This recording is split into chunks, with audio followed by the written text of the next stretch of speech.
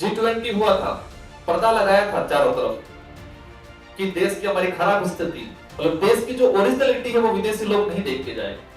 हम सबकी जिम्मेदारी बनती है कि देश तभी मजबूत बनेगा जब देश के प्रत्येक वर्ग, प्रत्येक कोने में डेवलप होगा, प्रत्येक कोने में या प्रत्येक वर्ग में अच्छा एजुकेशन आएगा, तभी हमारा देश मजबूत बनेगा। लेकिन हम शहरीकरण या शहर के आसपास का या कुछ एक विशेष एरिया के लोगों को हम आगे बढ़ा देंगे तो देश आगे नहीं बढ़ेगा। जैसे कि मैं एक दिन पढ़ रहा था और सुना भी था, मैं विधायक था उस दौरान, 2020 में ट्रम्प आए थे तो आसपास के जो इलाका था, ट्राइबल इलाका था, उनको ढका गया था लगभग 2000 फीट लंबी दीवार बना के, कि जो विदेशी लोग आए हैं तो हमारे इस इलाके को बैकवर्ड इलाका है, इनके मकान ठीक नहीं है, झोपड़ियों में रह रहे हैं, वो ट्रम्प जी या ट्रम्प के साथ है वो देख ली जाए तो हमारे देश की छवि खराब हो जाएगी। छवि को बचाने के लिए एक दीवार खड़ी की थी शानदार। आज मैंने मोटा मोटा पूछा था कि यूथ क्या कर सकता है, वर्तमान परिवेश में देश की राजनीतिक में किस तरह से लीडरशिप कर सकता है, और इस देश के डेवलप में हमारे यूथ का क्या योगदान रहता है। अलग अलग क्षेत्र में जाके युवा अपनी प्रतिभा के आधार पे हमारे देश को, हमारे समुदाय को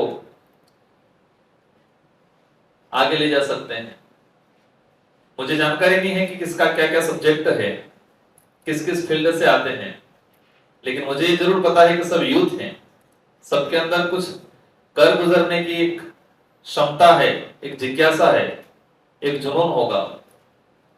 मैं जब आया एंट्री किया, सर भी कंफ्यूज थे, मैडम भी सब कंफ्यूज थे कि वो देख रहे थे कि किधर सांसद किधर आ रहा है। मैं जब अंदर प्रवेश किया, इसके बाद शायद थोड़ा क्लियर हुआ होगा सर को।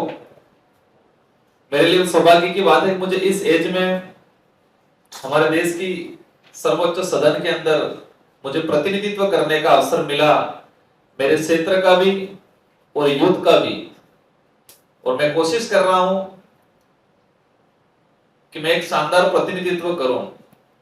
मैडम ने मेरा परिचय बता ही दिया कि मुझे 2 बार विधायक बनने का अवसर मिला और अभी मैं एमपी बना। मेरा जो ट्राइबल इलाका है, मैं ट्राइबल कम्युनिटी से आता हूं, तो ट्राइबल की बात आते ही सबके माइंड में अलग से पिक्चर बनती है कि ट्राइबल पहाड़ों में, जंगलों में रहते हैं, सुविधाओं के अभाव में, कुछ वास्तविकता भी है।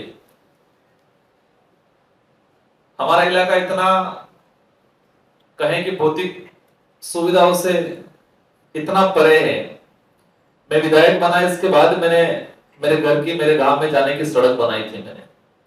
मैं देखता हूं यहाँ पर दिल्ली के अंदर डिमांड होती है कि ये हो गया, वो हो गया। हम लोग ये समझ लेते हैं कि जो शहर है वही देश है। दिल्ली हो, मुंबई हो, बड़े बड़े जो शहर है वही देश है। शहर में रहने वाले हैं वही देश के नागरिक हैं, ये महसूस कर लेते हैं। लेकिन ये इंडिया बहुत बड़ा है, इसका डीप में जाएंगे, हर इलाके में अलग अलग परिस्थितियां देखने मिलेगी, अलग अलग लैंग्वेज देखने मिलेगी। यहाँ की भौतिक सुविधा, गांवों की, ट्राइबल इलाके की भौतिक सुविधा में रात दिन का डिफरेंस मिलेगा। मुझे सौभाग्य मिला कि मुझे ट्राइबल का और ट्राइबल इलाके का प्रतिनिधित्व करने मिला। साथ साथ हर जगह मैं कोशिश करता हूं कि यूथ राजनीतिक में आगे आए। हम स्कूल कॉलेज में पढ़ते थे या पढ़ते होंगे कि एक मैसेज मिलता है कि राजनीतिक गंदी होती है, राजनीतिक खराब होती है, और इसलिए यूथ थोड़ा हटता है, ठीक है राजनीतिक से। लेकिन हमारे देश की जो पॉलिसी बनती है वही राजनीतिक के माध्यम से सदन या विधानसभा में, लोकसभा में वहां जाके बनती है हमारे देश की पॉलिसी। और हमारा पढ़ा लिखा यूथ अगर वहां पॉलिसी मेकर में नहीं जाएगा तो इस देश के लिए बेस्ट पॉलिसी नहीं बना पाएंगे हम लोग।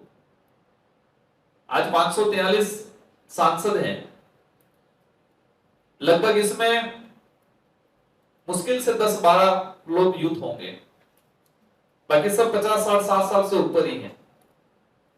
मैं बड़े बुजुर्गों की सम्मान करता हूं, लेकिन एक प्रतिनिधित्व, एक हिस्सा होना चाहिए कि टोटल जो है उसमें से 30% यूथ होना चाहिए।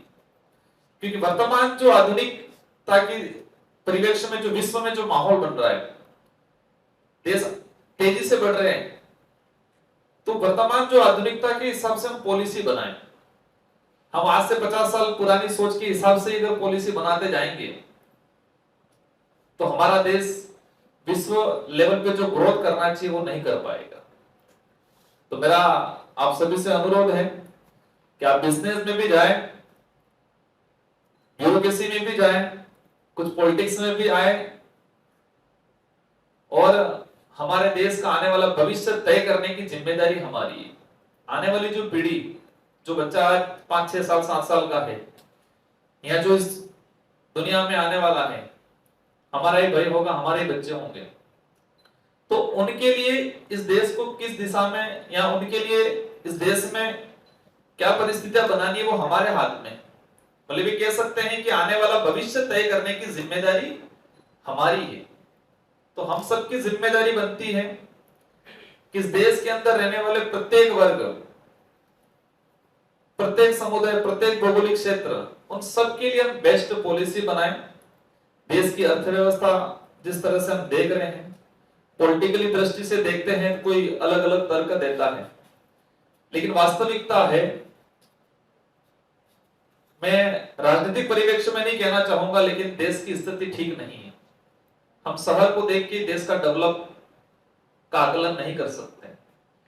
आज दिल्ली के अंदर स्कूल है या दिल्ली के आसपास की स्कूल है, उसमें यह रहता है कि एसी नहीं लगी है, कूलर नहीं है, बेंच अच्छी नहीं है, लेकिन देश के कई कोने ऐसे हैं जहां बच्चों को बैठने के लिए कमरा भी नहीं है।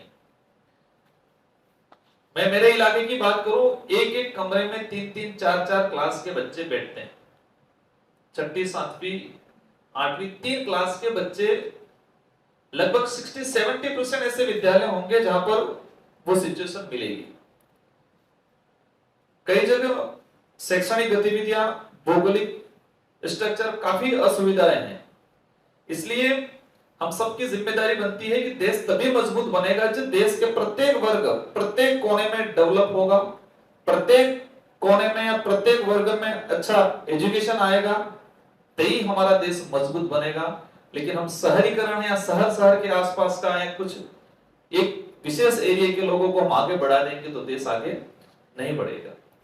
और यही परिपाटी से चलने लगे फिर हम देखते हैं, जैसे कि मैं एक दिन पढ़ रहा था और सुना भी था, मैं विधायक था उस दौरान, 2020 में ट्रम्प आए थे अहमदाबाद में, तो उनके साथ विदेशी अन्य लोग भी आए होंगे। तो आसपास के जो इलाका था, ट्राइबल इलाका था, उनको ढका गया था लगभग 2000 फीट लंबी दीवार बना के, कि जो विदेशी लोग आए हैं तो हमारे इस इलाके को बैकवर्ड इलाका है, कमजोर लोग रहते हैं आर्थिक रूप से, शारीरिक रूप से, इनके मकान ठीक नहीं है, झोपड़ियों में रह रहे हैं, वो ट्रम्प जी या ट्रम्प्स के साथ हैं, वो देख ली जाए तो हमारे देश की छवि खराब हो जाएगी। छवि को बचाने के लिए एक दीवार खड़ी की थी शानदार। यही स्थिति G20 हुआ था, उस दौरान भी ये हुआ था, पर्दा लगाया था चारों तरफ कि देश की हमारी खराब स्थिति, मतलब देश की जो ओरिजिनलिटी है वो विदेशी लोग नहीं देख के जाए। ये होता है। आज मैंने देखा है कि एक गंदा माहौल बना हुआ है।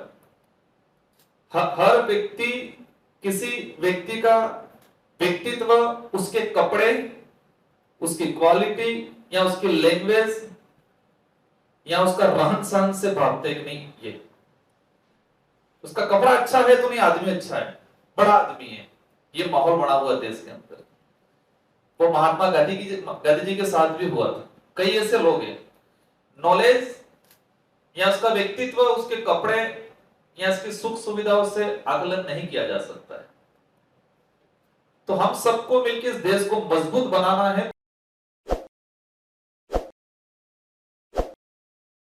ताज़ा खबरों के लिए विजिट करें द फैक्ट इंडिया की वेबसाइट और डाउनलोड करें द फैक्ट इंडिया ऐप।